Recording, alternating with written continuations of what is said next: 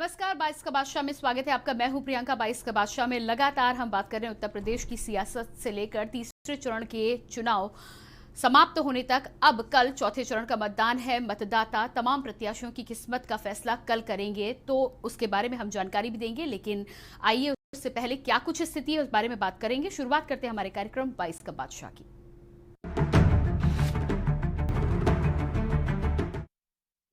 कल चौथे चरण का मतदान है। उत्तर प्रदेश विधानसभा चुनाव में इस वक्त राजनीतिक हलचल तेज हो चुकी है। चौथे चरण में वोटिंग के लिए प्रचार पर विराम लग चुका है। इसी बीच बलिया से सपा प्रत्याशी नारद राय अपने घर पर बीजेपी का झंडा देखकर फूट फूट कर रोए।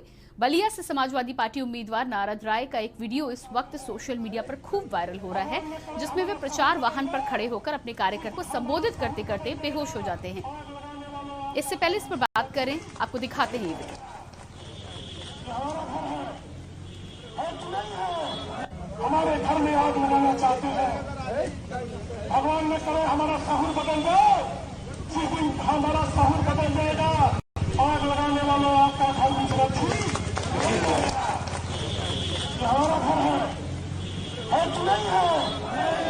आज चारों तो लोग तो घर में जाएगा कि नहीं जाएगा?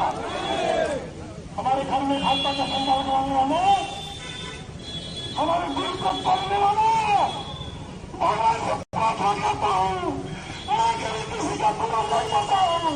भगवान ने कभी किसी का बुरा नहीं, मेरा बुरा होगा तो आप माफ कीजिएगा।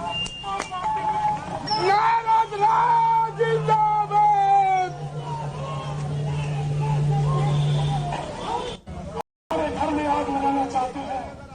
तो ये वीडियो आपने देखा। इसी खबर पर हमारे साथ शिव प्रताप संवाददाता जुड़ चुके हैं। शिव प्रताप, जिस तरह से नारद राय यहाँ पर रोते बिलखते हुए नजर आ रहे हैं और साफ तौर पर उनका कहना है कि उनके घर पर बीजेपी का झंडा लगाया गया है, ये उनके लिए बेहद दुखद बात है। क्या कहना है, क्या था पूरा मामला?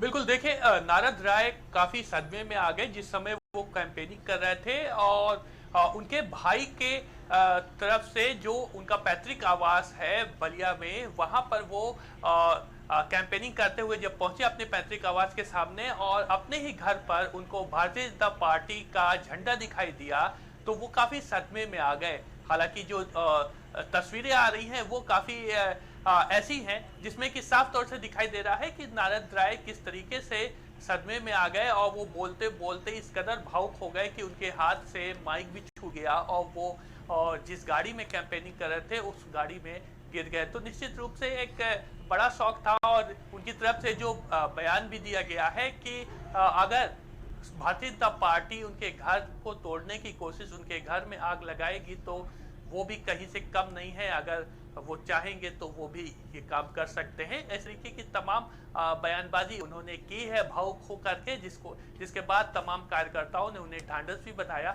हालांकि इस तरीके की तमाम तस्वीर इस समय कहा जाए तो पूरे उत्तर प्रदेश में है कि एक ही पार्टी एक ही घर में दो दो झंडे दिखाई दे रहे हैं, अलग अलग झंडे दिखाई दे रहे हैं। और इसमें सबसे बड़ी तस्वीर कहा जाए तो खुद अखिलेश यादव के घर में होगी, जहां एक तरफ उनका यादव परिवार साइकिल के झंडे को लेकर के आगे बढ़ रहा है, तो वहीं मुलायम सिंह यादव की बहू कमल के झंडे को लेकर के आगे बढ़ रही हैं। तो निश्चित रूप से उत्तर प्रदेश में इस समय चुनावी वक्त चल रहा है, तो ये तस्वीरें अपने आप में वाकई लोकतांत्रिक तस्वीर की एक अलग भाषा बयां करती हैं कि किस तरीके से विचार को लेकर के लोग अपने ही घर में अलग अलग हो जाते हैं और जिसको जो पार्टी पसंद हो वो उसमें चला जा रहा है, चाहे वो भाई भाई हो या जी बिल्कुल शिव प्रताप, जिस तरह से आपने उदाहरण दिया समाजवादी पार्टी के सपा के मुखिया के घर, उनके घर में यदि बात की जाए तो कहीं ना कहीं तस्वीरें मुखर होकर अपर्णा यादव ने बीजेपी ज्वाइन करी है और बात मामला बिल्कुल साफ है। लेकिन यहाँ पर नारद राय की बात कही जाए तो कहीं ना कहीं जिस तरह से वीडियो में उनकी प्रतिक्रिया रही है, इस बात का आभास हो रहा है कि उन्हें इस बारे में जानकारी नहीं थी कौन उनके घर में बीजेपी को सपोर्ट कर रहा है और किसके द्वारा ये झंडा लगाया गया है, क्यों हाथ होते हैं, क्या इसके पीछे की भी कोई जानकारी आपके पास है? देखिए, उनके भाई हैं नारद राय के और उन्होंने भारतीय जनता पार्टी को ज्वाइन कर लिया। हालांकि नाराजगी समाजवादी पार्टी से थी, टिकट को लेकर के थी और अब वो दयाशंकर सिंह को बलिया सदर से समर्थन दे रहे हैं उनके भाई, और दयाशंकर सिंह वहां के प्रत्याशी हैं बलिया सदर सीट से।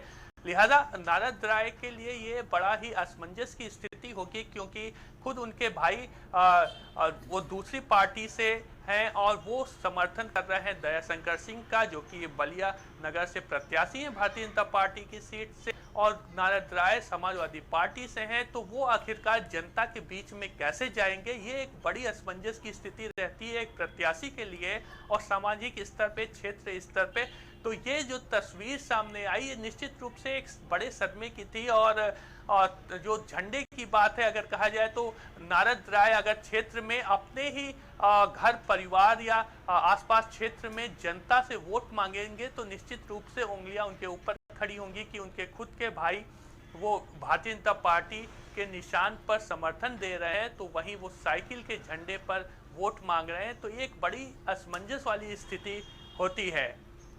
जी बिल्कुल। तो यहाँ पर जिस तरह से एक बात तो साफ हो गई है कि नारद राय तमाम लोगों से भले ही समाजवादी पार्टी के लिए वोटों की अपील करते हुए नजर आ रहे हैं, पर कहीं ना कहीं अपने घर में उनकी बात मानने वाली स्थिति उनकी नहीं बनी रही है। इस पूरे वाकये के बाद क्या कुछ स्थिति रही है, क्या परिवारों की तरफ से मनमुटाव और भी कोई खबरें आई हैं? उसके अलावा जिस तरह से वो समाजवादी पार्टी के लिए लगातार प्रचार प्रसार कर रहे हैं, क्या वहां के वोटर भी इससे प्रभावित होंगे? क्योंकि कल चुनाव है, कल मतदान है।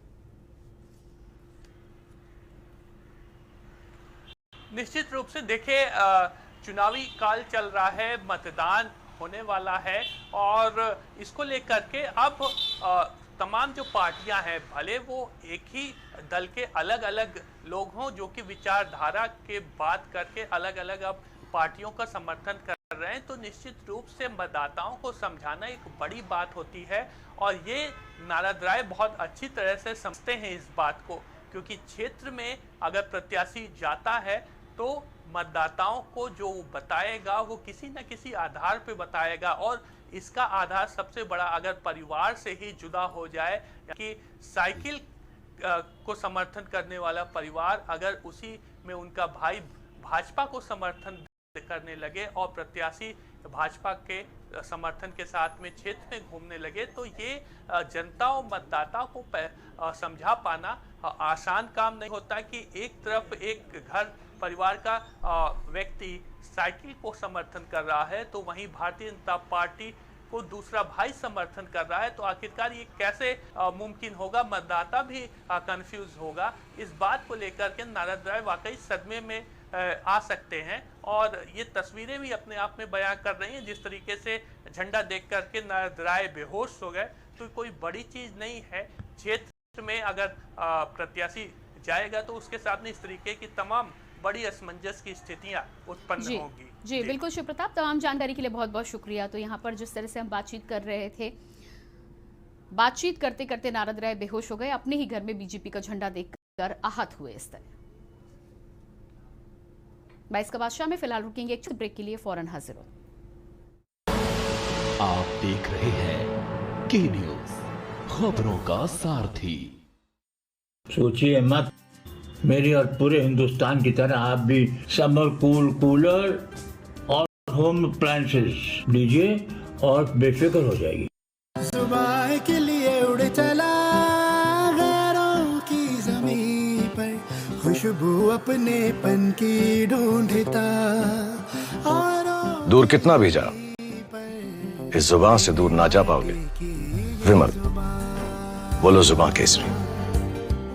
सड़क से संसद तक होगा चिंतन, मैं करूंगा राजनीति का समुद्र मंथन। बात गांव की पंचायत से लेकर देश की सियासत तक मैं लेकर जाऊंगा आपको हर मुद्दों की तह।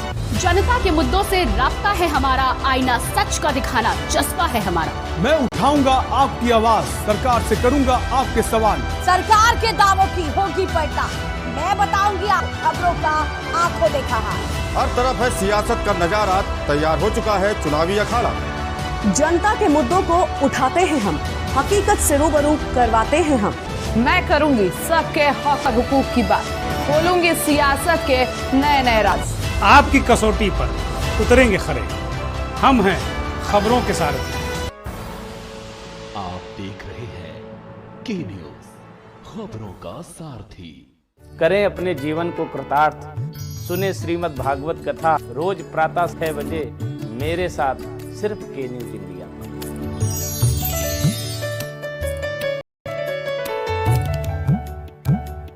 जिसे भेजेगी विधानसभा की चौखट पर और कौन होगा विधानसभा से बाहर। किस करवट बैठेगा सियासत का नेता नहीं जनता करेगी तय। बच चुकी है रणभेरी, होने वाला है शंखनाद, भिज गई है चुनावी बिसात। हरिद्वार से विकास खरे, मंगलोर से मैं अकील अहमद, उत्तरकाशी से अनिल रावत, कालाडूंगी से मैं रजत पंत, अनिल राणा, राजकुमार अग्रवाल, मैं शाहिद खान। के न्यूज इंडिया बताएगा आपको चुनाव की हर बात।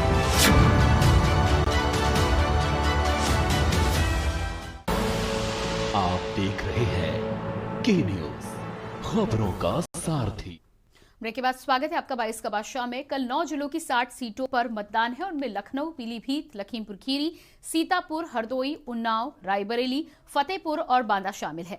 चौथे चरण के मतदान के पहले बीजेपी के कई दिग्गजों की किस्मत साख पर बनी हुई है। यूपी के कानून मंत्री ब्रजेश पाठक लखनऊ कैंट से उम्मीदवार हैं। शहरी विकास मंत्री आशुतोष टंडन लखनऊ ईस्ट से चुनाव लड़ रहे हैं। चौथे चरण में कुल 624 उम्मीदवार चुनावी मैदान में हैं। क्या तैयारियां हैं, क्या रणनीतियां हैं, इसी का जायजा लेंगे और उसके लिए हमारे साथ तमाम लोग जुड़ रहे हैं।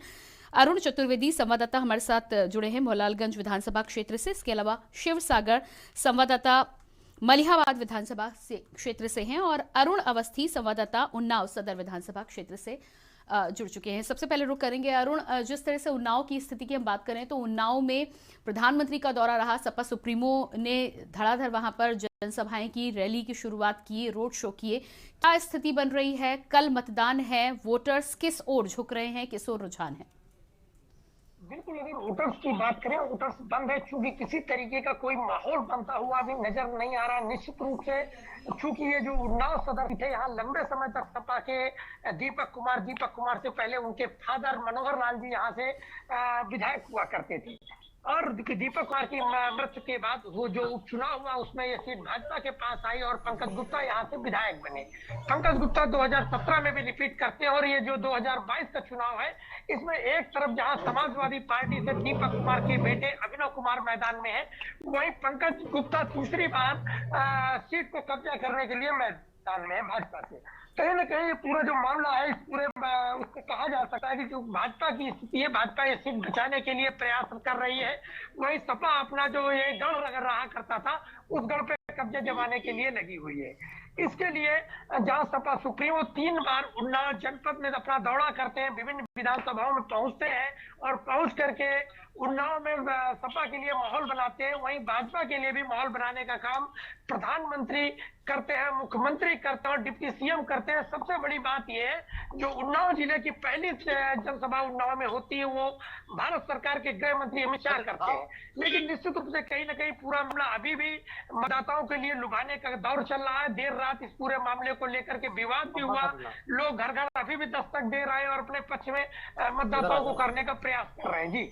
जी बिल्कुल अरुण, जिस तरह से यहाँ पर आपसे पहले भी चर्चा हुई थी, इस बात का जिक्र हुआ था कि तमाम मुद्दों को लेकर ध्रुवीकरण करने की कोशिश बेहद की गई। समाजवादी पार्टी के द्वारा किलाबंदी की जा रही है, बीजेपी भी अपने गढ़ को कहीं ना कहीं वापस पाने के लिए आतुर नजर आ रही है। लेकिन स्थानीय मुद्दे जो हैं वहां की आम जनता के, उनको लेकर कहीं ना कहीं बेरुखी नजर आ रही है। बिल्कुल सही बात है, क्योंकि अभी तक जो स्थिति रहती थी वो कहीं ना कहीं पार्टी के पक्ष में एक माहौल बनता था। इस बार किसी भी पार्टी के पक्ष में कोई माहौल बनता नहीं दिख रहा है और जो प्रत्याशी की छवि है उस पर चुनाव हो रहा है।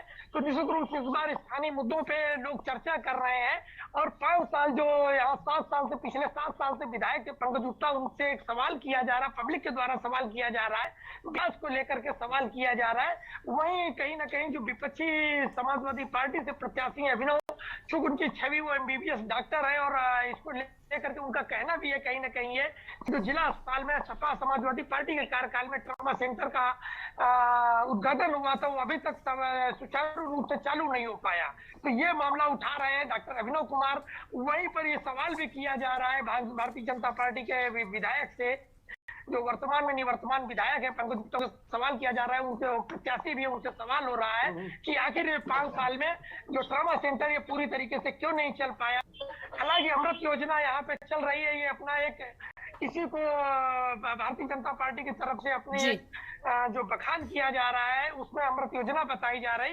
लेकिन अगर विकास की बात करें तो कहीं ना कहीं विकास को लेकर के उन्नाव पिछड़ रहा है और इसका ये मुद्दा भी बनता जा रहा है। जी बिल्कुल, शिव सागर भी हमारे साथ मलिहाबाद से जुड़ चुके हैं। शिव सागर, मलिहाबाद की यदि बात करें तो क्या लगता है आपको, किस तरफ समीकरण बैठ रहे हैं? दूसरी बात, पिछली बार कितनी सीटें किसको मिली थी और इस बार किस तरह से गढ़ बचाने की तैयारी है?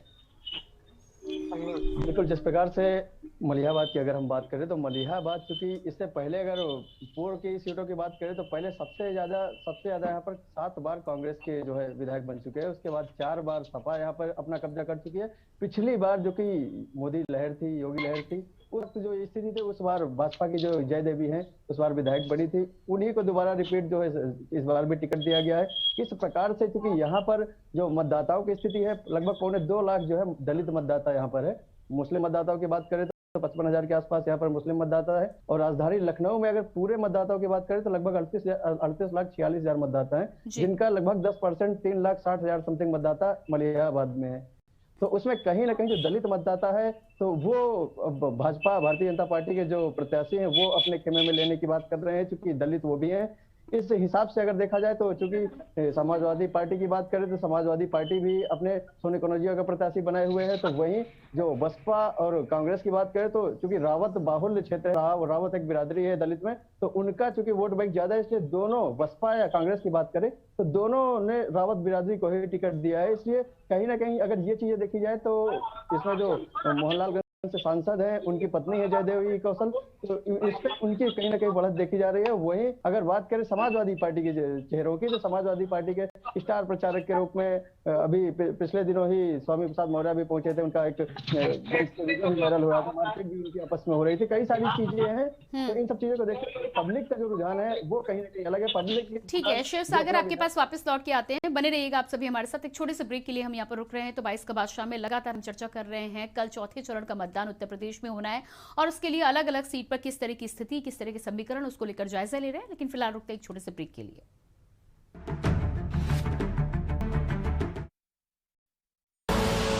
आप देख रहे हैं के न्यूज, खबरों का सारथी।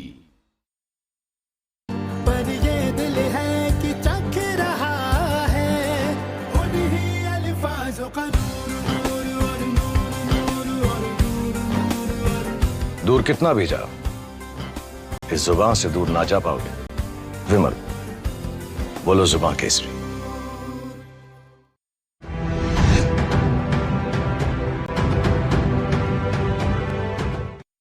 खुदी को आजमाया है तो ये अंदाज आया है, खुदी को आजमाया है तो ये अंदाज आया है।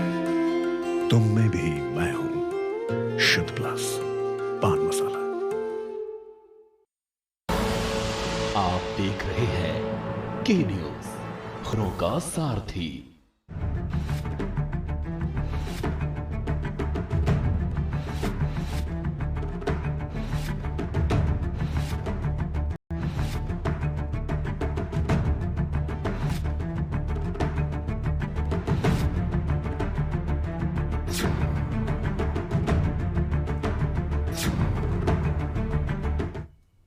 ब्रेक के बाद एक बार फिर से 22 का बादशाह में बहुत स्वागत है आपका। चौथा चरण के मतदान को लेकर हम लगातार चर्चा कर रहे हैं। अलग अलग क्षेत्रों में हमारे संवाददाता हमारे साथ जुड़े हुए हैं। सीधा रुख कर लेते हैं, अरुण चतुर्वेदी हमारे साथ मोहनलालगंज विधानसभा क्षेत्र से जुड़ चुके हैं। अरुण, मोहनलालगंज विधानसभा क्षेत्र की यदि बात करें तो क्या कुछ स्थिति वहां पर नजर आ रही है? सांसद की यदि बात करें तो बीजेपी के सांसद रहे, काफी सक्रिय रहते हैं, लेकिन विधायक में किसका सिक्का वहां पर ज्यादा दमदार नजर आ रहा है? देखिए, अगर बात की जाए तो 1957 से आज तक मोहनलालगंज विधानसभा में कमल नहीं खिला है। लगातार यहाँ पर अगर बीएसपी, कांग्रेस और सपा का कब्जा रहा है। इसके पहले भी सपा के कब्जा था, उसके पहले जब सपा की सरकार थी तब यहाँ पर चंद्रा रावत थी, उनका कब्जा था, उसके पहले आर के चौधरी का कब्जा था।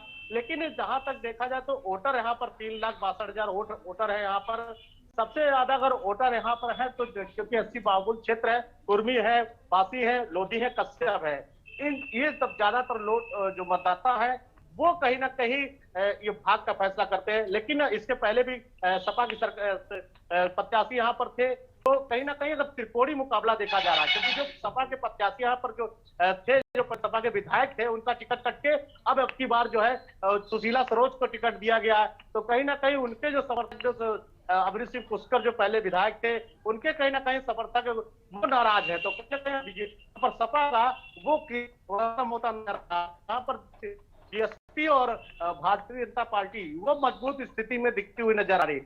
त्रिकोणीय मुकाबला तो दिखा जा रहा है, लेकिन जो है बीजेपी यहाँ पे मजबूत इस बार दिख रहा है। तो क्योंकि बीजेपी का प्रचार करने के लिए राजनाथ सिंह अभी कुछ दिन पहले आए थे, उन्होंने प्रचार किया था, लोगों ने उनसे वादा किया था, जो भारी भीड़ इकट्ठी हुई थी कि अब की बार बीजेपी को जन समर्थन दिया, बीजेपी को जरूर वोट दिया जाएगा, बीजेपी यहाँ से जीतेगी। लेकिन त्रिकोणीय मुकाबला मान रहा है कि यहाँ पर अभी तक ये नहीं पता कि किसका सिक्का यहाँ पर मजबूत है, लेकिन बीजेपी इस बार अच्छे से फाइट कर रही है। जी बिल्कुल, तो बीजेपी की फाइट यहाँ पर बेहतर नजर आ रही है। उसी से लगी हुई सीट की सरोजनी नगर विधानसभा सीट की भी यदि बात करें तो राजेश्वर सिंह को जिस तरह से उतारा गया है, स्वाति सिंह कहीं ना कहीं लहर में जरूर जीत गई थी, लेकिन इस बार की क्या स्थिति है?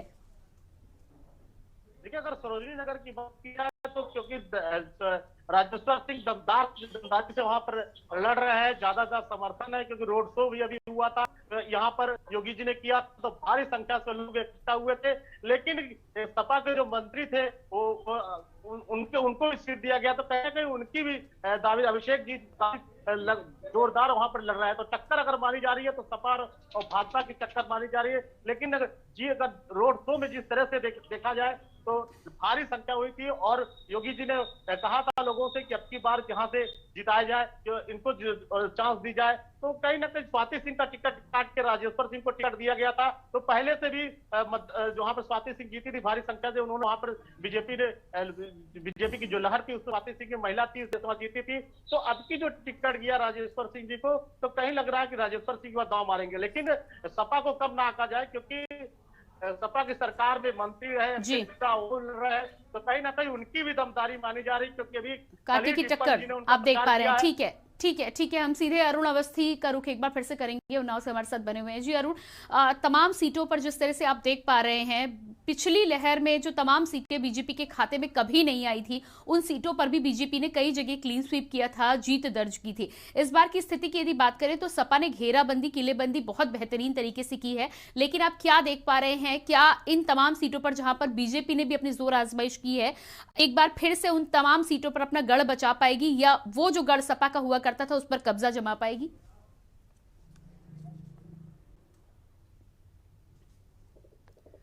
जी अरुण, मेरी आवाज आपको मिल पा रही है? अरुण अवस्थी, क्या मेरी आवाज आपको मिल पा रही है? शायद संपर्क हमारा नहीं हो पा रहा है। शिव सागर का रुख कर लेंगे, हमारे साथ लगातार मलिहाबाद से बने हुए हैं। शिव सागर, मलिहाबाद की यदि स्थानीय मुद्दों की हम बातचीत कर ले तो जिस तरह से आपने बताया कि जय देवी इस समय विधायक हैं, सांसद की पत्नी है, कहीं ना कहीं उनके कार्यों को लेकर यदि बात की जाए तो क्या उनके कार्यों से इलाके में लोग खुश हैं? बिल्कुल वही बताने की कोशिश कर रहा था कि चूंकि वो वर्तमान में मोहनलाल से सांसद भी हैं और उनकी पत्नी विधायक भी रह चुकी है, 5 साल दोनों लोगों ने कार्य किया, दोबारा वो सांसद बने। लेकिन इस वक्त अब उनके जो फैसले की घड़ी आ गई, उनके काम का जो आज तक उन्होंने काम किया वो चीज देखने को मिल रही है। क्योंकि देखिए, पक्ष विपक्ष तो अपनी बात है, लेकिन जो पब्लिक है, इस बार पब्लिक किसी भी मुद्दे से हटने वाली चीज नहीं है। पब्लिक जो जाएगी उन्हीं मुद्दों पर काम करेगी, उन्हीं मुद्दों पर मतदान करेगी जिन मुद्दों पर पब्लिक अपने आप को संतोषजनक पाती है। अगर वो अपने आप में संतोषजनक नहीं पाती है तो पब्लिक मतदान इस बार नहीं करने वाली। क्योंकि हमने ग्राउंड जीरो में जो कवरेज किया है, जो देखा है, पब्लिक का साफ तौर से कहना है कि इस बार हम किसी प्रकार के भटकावे में नहीं आने वाले, हम उन्हीं को वोट देंगे। क्योंकि कौशल का जो एरिया है, उन्होंने अपने आप में जो भी थोड़ा बहुत जो काम किया होगा विकास के लिए, कुछ ना कुछ पब्लिक उनसे संतुष्ट है। लेकिन अगर समाजवादी पार्टी की बात करें तो समाजवादी पार्टी के, क्योंकि पहली बार ये 2017 में विधायक बनी थी, इससे पहले 4 बार लगातार ये जो समाजवादी पार्टी जो वहां पर विधायक रही है वो भी लगातार काम करते चले हैं। तो कहीं ना कहीं भाजपा के लिए बड़ा चैलेंज है,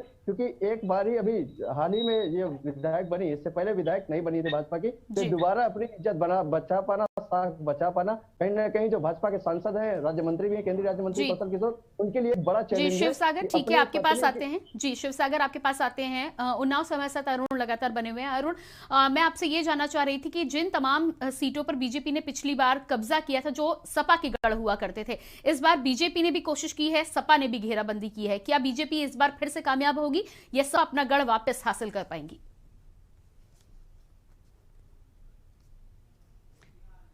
जी अरुण, अपने फोन के अनम्यूट बटन को आप एक बार चेक करें। अरुण अवस्थी, अपने फोन के अनम्यूट बटन को आप एक बार चेक कर लें। जी जी अरुण, आपकी आवाज हम तक पहुंच नहीं पा रही है।